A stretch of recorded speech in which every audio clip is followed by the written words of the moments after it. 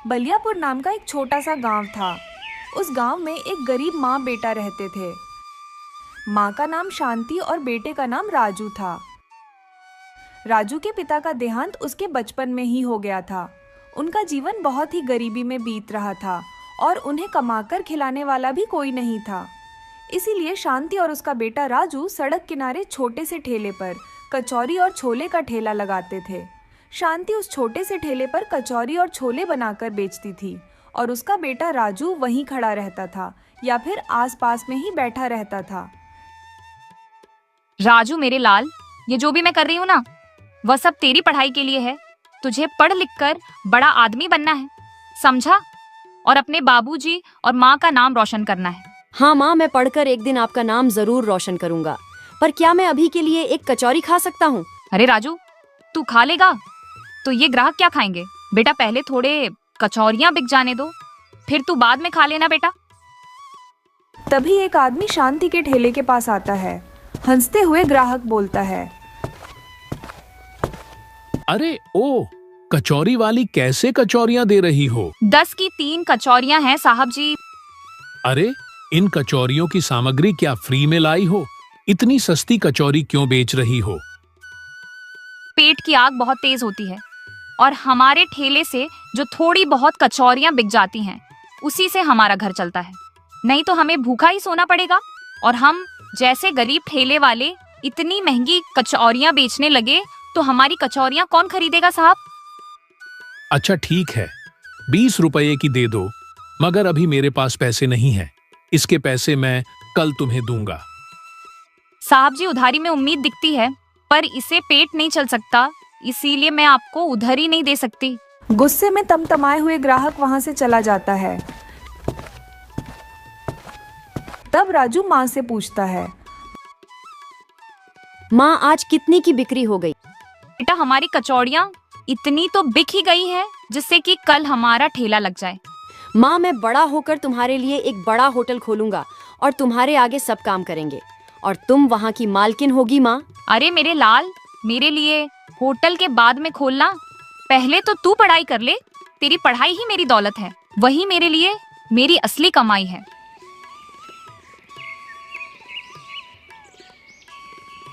अगले दिन सुबह सुबह शांति जब अपना ठेला लेकर कचौरियाँ बेचने जाती है, तभी उसके पास एक बड़ा आदमी आता है और उसे शादी में कचौरियाँ बनाने के लिए बहुत बड़ा ऑर्डर देता है और शांति से कहता है,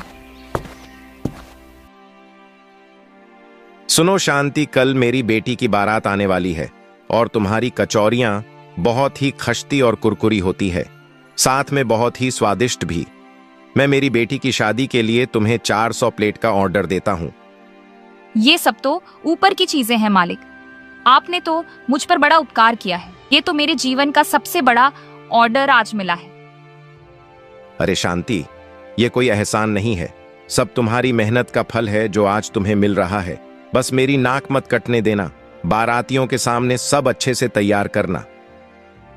इतना बड़ा ऑर्डर मिलने की वजह से शांति और राजू बहुत ही खुश होते हैं। शांति को अपनी मेहनत से पहली उम्मीद की किरण नजर आती है। शांति सुबह 4 बजे भोर में ही उठकर छोले और कचौरियाँ तैयार करने लगती है और साथ में राजू उठकर अपनी माँ की मदद करता है। आप कब से लगातार काम किए जा रही हो? थोड़ा आराम भी कर लिया करो माँ। मेरी ये थकान तुम्हारे सपनों से बढ़कर नहीं है बेटा। मैं जब तुम्हारा चेहरा देखती हूँ तो अपनी सारी थकान भूल जाती हूँ, और तू तो मेरी हिम्मत है बेटा, फिर मुझे थकान कैसे हो सकती है? आप बहुत मेहनती हो, मैं भी बड़ा होकर आपके जैसा मेहनती बनूंगा माँ। शांति राजू को सोने के लिए भेज देती है और खुद फिर से छोले और कचौरियाँ बनाने में लग जाती है। माँ की मेहनत उसके बेटे के सपनों से कम मायने रखती थी।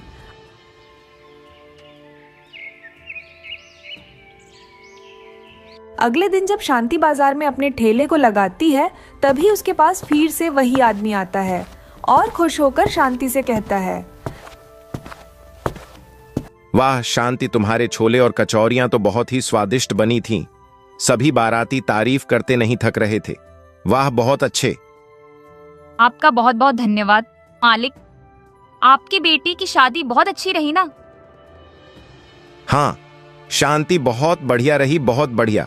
तुम इतनी स्वादिष्ट छोले और कचौरियां बनाती हो, मैं तुम्हारे ठेले पर बोर्ड लगवा दूंगा।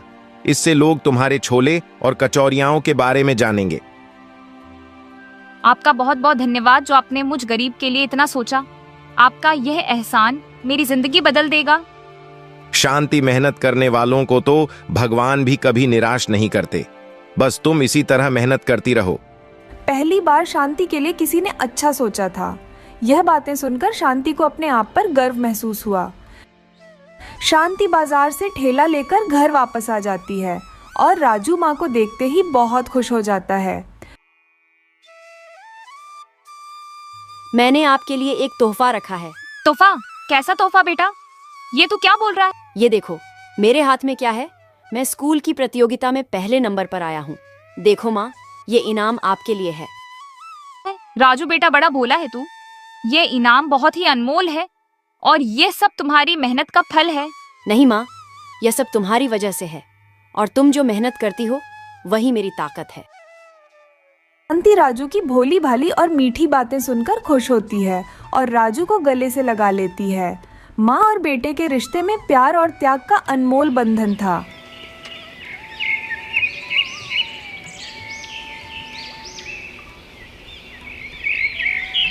शांति बाजार में अपनी पायल बेचने के लिए जाती है। इस पायल के जितने पैसे बन रहे हैं मुझे दे दीजिए। मुझे पैसों की बहुत जरूरत है। बहन जी, इस पायल के ज्यादा पैसे नहीं मिलेंगे, बस कुछ पैसे ही मिलेंगे। भला इतने पैसे का तुम क्या करोगी? अरे बहन जी, ये गहने बहुत पुराने हैं, मैं इनकी ज्यादा कीमत नहीं दे सकता हूँ। सेठ जी, मेरे बेटे की स्कूल की फीस भरनी है। एक माँ की मजबूरी समझोगे तो कीमत लगाना छोड़ दोगे। बहन जी, आप जैसे लोग बहुत कम देखने को मिलते हैं जो इतनी मेहनत और त्याग करके अपने बच्चे को आगे बढ़ाने की कोशिश करते हैं। शांति अपनी पायल बेच देती है और घर लौट आती है। एक माँ अपने बच्चे की खुशी के लिए अपनी हर इच्छा कुर्बान कर सकती है।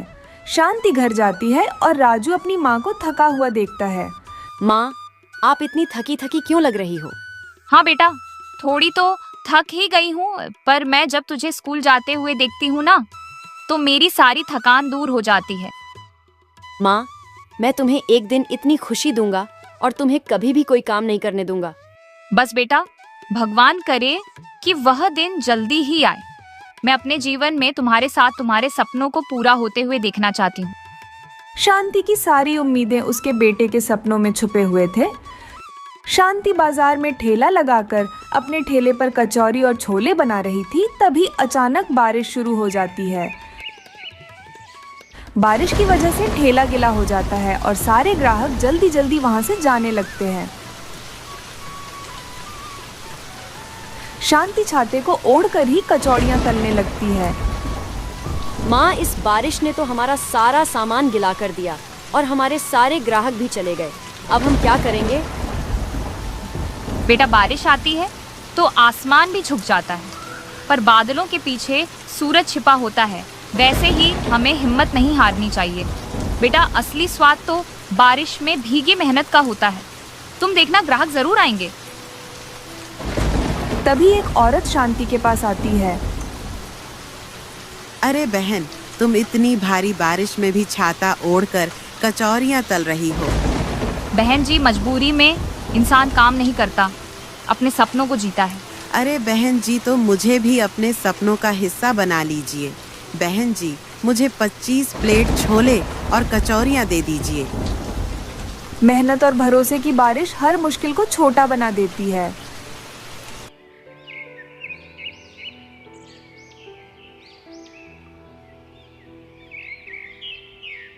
अगले दिन शांति ठेले पर छोले और कचौरियां बेच रही होती है। अचानक नगर निगम के कर्मचारी आ जाते हैं। अरे ओ सुनो, तुम अपना ठेला यहाँ से हटाओ। तुम यह ठेला यहाँ नहीं लगा सकती हो, ये सड़क सरकारी है। तुम यहाँ से अपना ठेला हटाओ। साहब, मैं बहुत गरीब हूँ और 2 वक्त की रोटी कमाने के लिए यहाँ ठेला लगाती हूँ। कृपा करके मुझे यहाँ से मत हटाइए। तुम जिस तरह अपना काम कर रही हो ना, मैं भी अपना ही काम कर रहा हूँ और यह हमारी मजबूरी है। शांति अपना ठेला लेकर दूसरी जगह पर जाने लगती है। तभी वहां पास में खड़ा एक आदमी यह सब देख रहा था। बहन जी, आप बहुत ही गरीब और लाचार मालूम पड़ती हैं, मगर आपकी मेहनत देखकर मेरा दिल पिघल गया। मैं आपको एक जगह दिलवाने की कोशिश करूंगा। भाई साहब, आप इतनी अगर मेरी मदद कर देंगे तो आपका बहुत उपकार होगा मुझ पर। इंसान की हर चुनौती के पीछे किसी न किसी की मदद का हाथ छिपा होता है। और फायर वह व्यक्ति शांति को एक छोटी सी दुकान दिलवा देता है। शांति और राजू उस दुकान को साफ करते हैं और दुकान सजाते हैं। दोनों माँ बेटे मिलकर अपने सपने को साकार करने की कोशिश करते हैं। वे मेहनत की बुनियाद पर सपनों की इमारत खड़ी करने की कोशिश करने में लग जाते हैं। दुकान का पहला दिन था, तभी एक छोटी सी लड़की अपनी माँ के साथ शांति की दुकान पर आती है। बहन जी, आपका हमारी दुकान पर स्वागत है। यह दुकान आज ही हमने खोली है। माँ, मुझे कचौरी और छोले खाने हैं। काकी, मुझे कचौरी और छोले बहुत पसंद हैं। अच्छा तो ठीक है बेटा, आज तुम्हारा मनपसंद खाना मेरी तरफ से है। आज तुम हमारी दुकान पर पहली ग्राहक हो और ये भगवान का हमारे लिए आशीर्वाद है। छोटे बच्चे की माँ शांति को पैसे देने लगती है। तब शांति कहती है, नहीं बहन जी, रहने दीजिए। आज ये कचौरी और छोले मेरी तरफ से। नई शुरुआत के साथ एक माँ का सपना धीरे धीरे पूरा हो रहा था। दुकान पर ग्राहकों की भीड़ बढ़ रही थी। शांति और राजू दोनों ही व्यस्त थे। शांति ग्राहक को छोले और कचौरी देती है। अरे शांति बहन, आपके कचौरी छोले की तो जवाब नहीं। हर रोज बच्चे कचौरी और छोले लाने की जिद करते हैं। बहन जी, आपकी कहानी हमें प्रेरणा देती है। अगर इंसान चाहे तो अपनी मेहनत से सब कुछ हासिल कर सकता है।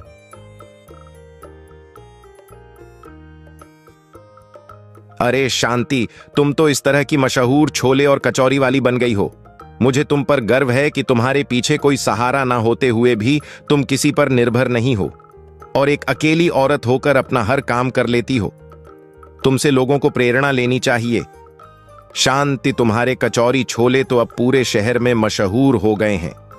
शांति का त्याग उसके बेटे की उम्मीदों को नया पंख दे रहा था।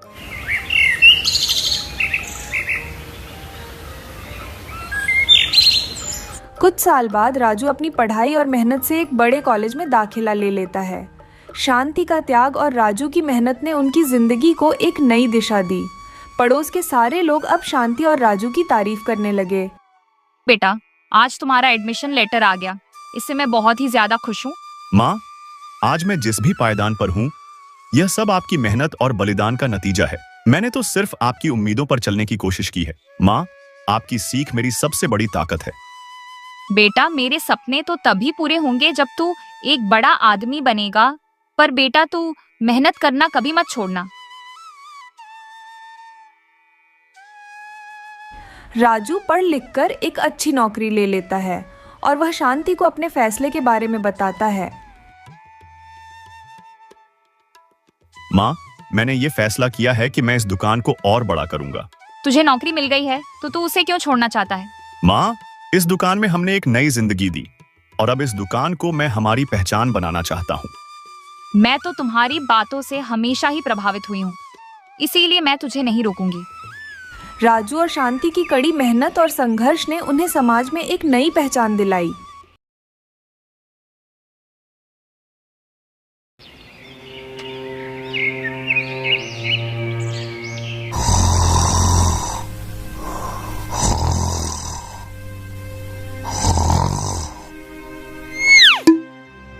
अरे पद्मा, आखिर इतनी सुबह सुबह कहाँ जा रही हो?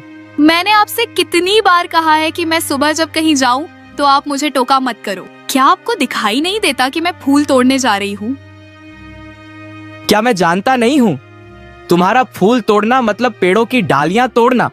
ना जाने तुम्हें फूलों की डालियां तोड़कर कौन सी खुशी मिलती है। और तुम सारे फूलों को तो इकट्ठा करके रखती है और मंदिर में पड़े पड़े वह सारे फूल सूख जाते हैं। और पूजा तो तुम क्या खाक करती हो। पूजा करने के लिए भगवान के प्रति मन में श्रद्धा होनी चाहिए। देखिए, अच्छा नहीं होगा। आप मुझसे बेकार में बहस मत कीजिए। ये मुझे बिल्कुल भी पसंद नहीं है। मुझे बहुत ही गुस्सा आ रहा है। आप अपना काम क्यों नहीं करते? मैं तो अपना ही काम कर रहा हूँ। फूल तोड़ते हुए डालियां तुम तोड़ती हो और बातें सुनना पड़ता है मुझे। अब से उनकी ये सारी बातें तुम सुनना, ठीक है ना? समझी? आई बड़ी। आप अपना मुंह बंद करके चुप रहिए। जो जैसा होता है उसे वैसा ही मिलता है।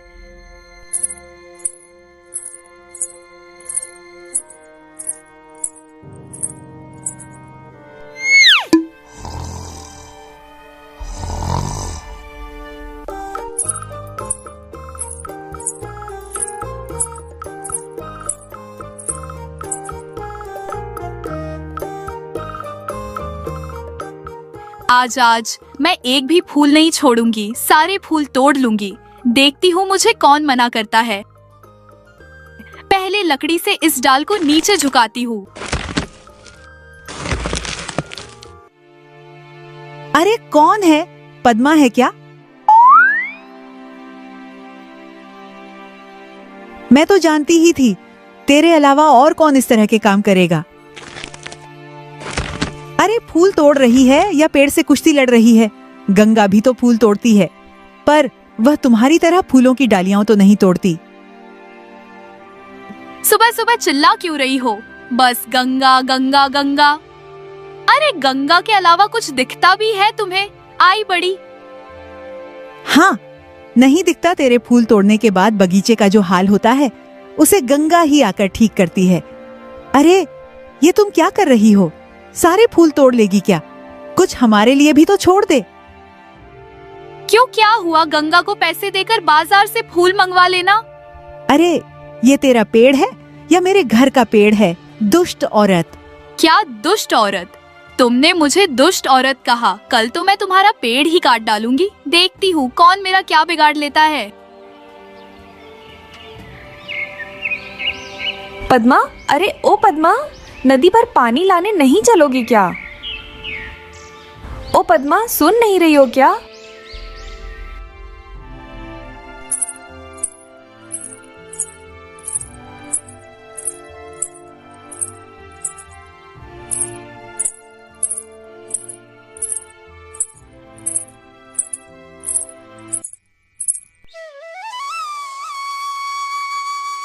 अरे ओ बिटिया, जरा सुनना बेटी, क्या तुम मुझे भी थोड़ा सा पानी भर कर दे दोगी?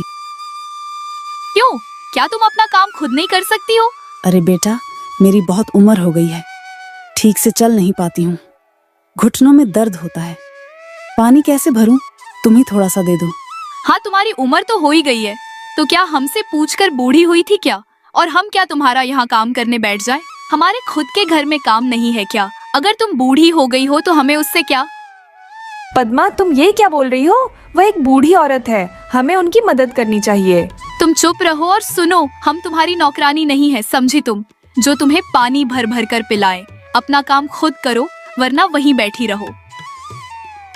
आप नाराज मत होइएगा दादी माँ। दरअसल पद्मा ना दिल की बुरी नहीं है, आप चिंता मत कीजिए।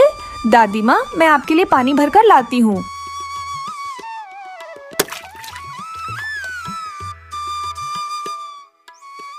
गंगा, जब मैंने एक बार कह दिया तो फिर उस बुढ़िया के लिए तुम पानी क्यों भर रही हो? हाँ, क्यों भरा तुमने, बोलो। गुस्सा मत हो पद्मा बहन, तुम ही बताओ मैं क्या करूं? वह बेचारी बहुत ही ज्यादा बूढ़ी है, इतना सब कैसे करेंगी? आह, बेचारी बूढ़ी, हमेशा सबकी नजरों में अच्छा दिखना चाहती थी हो। मुझे समझ में नहीं आता क्या। ये गंगा तो हमेशा अच्छा बनने की कोशिश में लगी रहती है। आज तो मैं दोनों को खरी खोटी सुनाकर ही रहूंगी। दादी माँ, मैं आपके लिए पानी भर कर ले आई हूँ। मैं पानी को कहाँ रखूँ? इस घड़े को क्या तुम झोपड़ी के अंदर रख दोगी बेटी? हाँ, लोगों को बहला फुसला कर अपना काम निकलवाना बहुत अच्छी तरह से जानती हो। तू सुन बुढ़िया, बकवास मत करो। इस बेवकूफ गंगा से मैं ज्यादा जानती हूँ। तुम लोगों को समझ में आई बात? नहीं मेरी बच्ची, नहीं। जिसका जैसा कर्म होता है उससे तो मैं वैसी ही बात करती हूँ।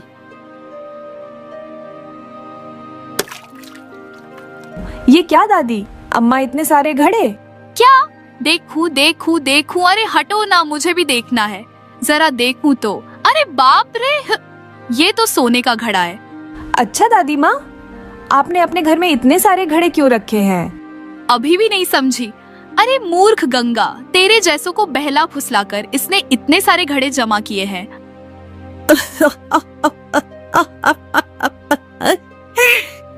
इन सब के भीतर गुप्त धन है।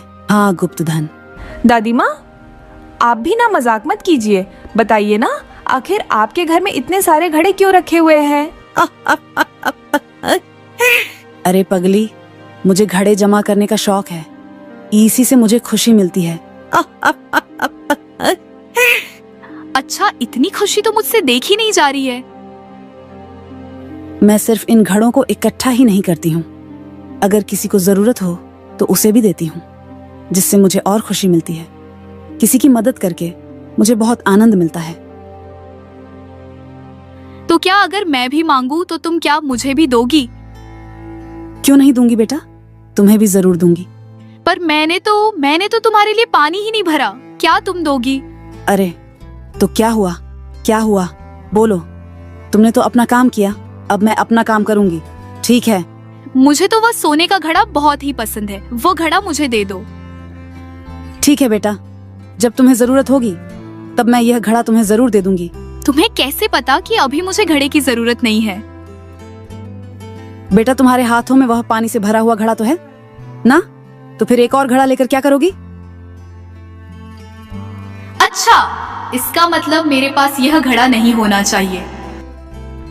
ठीक है दादी माँ, अब हम चलते हैं। कल फिर से पानी भरकर लाकर आपको दूंगी। चलो पद्मा, अब चलते हैं। हाँ हाँ, चलो चलो, अब घर चलते हैं। जाओ बेटी, कल हम फिर से मिलेंगे।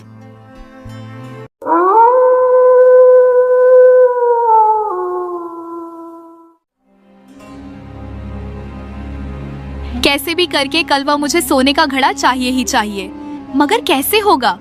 इसके लिए तो मुझे कोई तिगड़म लगानी ही पड़ेगी। जब उस बूढ़ी औरत ने खुद ही कह दिया है कि वह सोने का घड़े वह मुझे दे देगी, तो फिर उसके जाल में मैं उसे ही फंसाऊंगी। हाँ, पर वह मुझे नहीं जानती है। लेकिन मैं करूं तो क्या करूं, समझ में नहीं आ रहा है। उस सोने के घड़े को मैं कैसे हथियाऊं?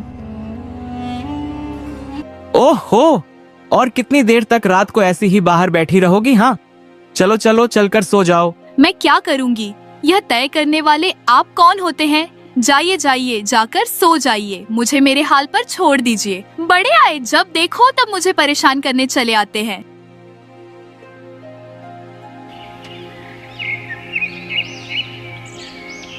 ओहो, मैं क्या करूं?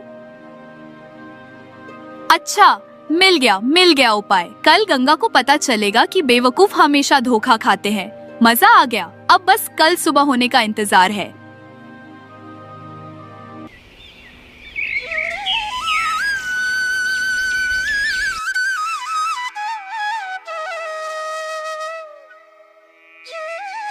गंगा, ओ गंगा, पानी भरने नहीं चलोगी क्या? अरे पद्मा, आज इतनी सुबह सुबह? तुम्हारी नींद तो इतनी सुबह कभी नहीं खुलती है, फिर आज यह चमत्कार कैसे हुआ? घर में पानी खत्म हो गया था, इसीलिए आज इतनी जल्दी उठना पड़ा। अच्छा, रुको जरा, मटकी तो ले आऊं।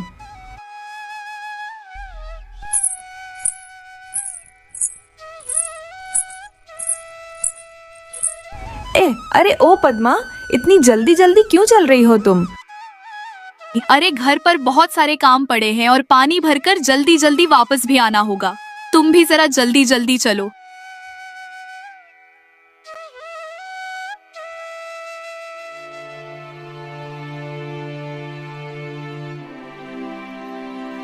अरे इतनी हड़बड़ी है तो जल्दी से पानी भर लो, उसके बाद दादी माँ का पानी भरकर चलेंगे, ठीक है? गंगा, जरा मेरा घड़ा तो पकड़ना।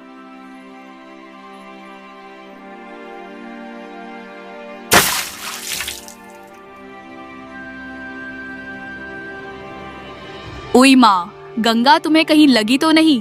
तुम्हें कहीं चोट तो नहीं लगी ना? वो मेरा पैर जरा फिसल गया था, मुझे चोट तो नहीं लगी, मगर वह घड़े तो अब नहीं मिलेंगे। नहीं मिलेंगे मतलब? कहने का मतलब क्या है तुम्हारा? वो मामूली से 2 घड़े तुमसे नहीं पकड़े गए, अब मैं कैसे घर पानी भरकर ले जाऊंगी, जरा बताना। गुस्सा मत हो पद्मा, असल में अचानक से ही धक्का लगने पर मैं पानी में गिर गई और वह दोनों घड़े पानी के अंदर ही टूट गए। तो बोलना क्या चाहती हो? तुम क्या बोलना चाहती हो कि घड़े मेरी वजह से टूटे हैं, यही मतलब है ना? नहीं नहीं पद्मा, मैंने तो ऐसा नहीं कहा ना। नहीं कहा मतलब? अभी तो कहा तुमने तो मेरी तरफ ही इशारा किया कि मैंने ही तुम्हें धक्का दिया। फिर अब क्या कहना चाहती हो? मेरे कहने का मतलब था कि वो घड़ा तो अब नहीं मिल सकता है ना। जल्दी से मुझे मेरा घड़ा लाकर दो, नहीं तो। बहन, मैं जाकर तुझे एक नया घड़ा खरीद कर दे दूंगी। अब ठीक है, मेरा घड़ा भी तो टूट गया ना। हाँ, आई बड़ी, नया घड़ा खरीद कर दूंगी। मुझे अभी ही नया घड़ा चाहिए। मैंने तुमसे कहा था ना कि आज मुझे जल्दी घर जाना है, और तुमने क्या किया? मेरा घड़ा ही तोड़ दिया। अब मैं पानी कैसे भरकर ले जाऊंगी घर? हाँ, तुम भी मुझे जरा बताओ तो। गंगा बिटिया, पद्मा बिटिया, क्या हुआ? आज सुबह सुबह तुम दोनों झगड़ा क्यों कर रही हो? क्या बताऊं दादी माँ, ये बेवकूफ गंगा है ना, हर काम बिगाड़ देती है। अरे कुछ हुआ है गंगा बेटा? बताओ क्या हुआ?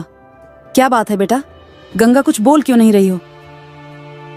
दादी माँ, क्या कुछ बताने का मुंह है इसका? मेरा इतना कीमती घड़ा इसने नदी में फेंक दिया। आज मुझे जल्दी पानी भरकर घर भी जाना था। बेवकूफ कहीं की। ओहो, तो झगड़ा क्यों कर रही हो? हाँ, इसमें झगड़े वाली कौन सी बात है? बस एक मिट्टी का घड़ा ही तो था ना। आ जाओ, यहाँ आओ, मेरे घर के अंदर आओ। आओ बेटा गंगा, तुम दोनों को मैं घड़े दूंगी। ठीक है, ले लो पद्मा, तुम्हें जो भी घड़ा पसंद है वह घड़ा तुम ले लो। जाओ ले लो। दादी माँ, मैं यह वाला घड़ा लूंगी, मुझे यह सोने का घड़ा पसंद है। ठीक है, वही घड़ा तुम ले लो। और गंगा बेटा, तुम्हें कौन सा घड़ा चाहिए? तुम भी एक घड़ा ले लो। नहीं दादी माँ, मेरे घर में दूसरा घड़ा रखा हुआ है, मुझे जरूरत नहीं है। फिर भी मैं तुम्हें देना चाहती हूँ। बेटा, तुम्हें जो पसंद हो वो ले लो, ठीक है? जैसा मैंने सोचा था बिल्कुल वैसा ही हुआ। ये सोने का घड़ा अब से मेरा है। कितनी खुशी की बात है ये। अरे ओ गंगा, पानी भर के घर भी तो जाना है, चल जल्दी चल, हमें कितनी देर हो गई है यहाँ। अरे रुको, पहले दादी माँ के लिए पानी तो भर कर लेकर आऊं। नहीं बेटी गंगा, नहीं, आज मुझे पानी की जरूरत नहीं है। तुम घर जाओ और किसी दिन मुझे पानी भर कर दे देना, ठीक है?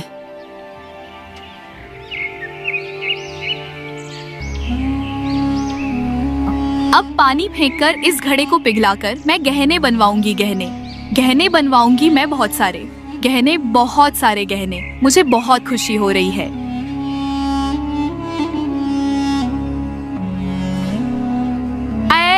ये क्या? अरे बाप रे, ये क्या है? हट हट हट, अरे जाओ यहाँ से, हटो। जुफ उफ, अरे ये हटो। बहुत बचाओ, कोई बचाओ मुझे कोई। अरे बचाओ, इतने सारे कीड़े। जा हट, अरे हटो, इतने सारे कीड़े। अब मुझे सब समझ में आ रहा है। ये सब कुछ शैतान बुढ़िया की वजह से हुआ है। मैं बुढ़िया को नहीं छोड़ूंगी, उसके कारण मेरा चेहरा खराब हो गया।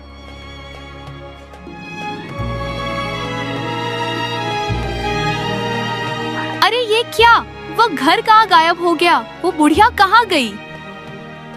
अरे ओ बुढ़िया, कहाँ है तू? ये तुमने मेरे साथ अच्छा नहीं किया। मैं तुम्हें छोड़ूंगी नहीं। तुम मेरे सामने आओ, एक बार सामने आओ मेरे।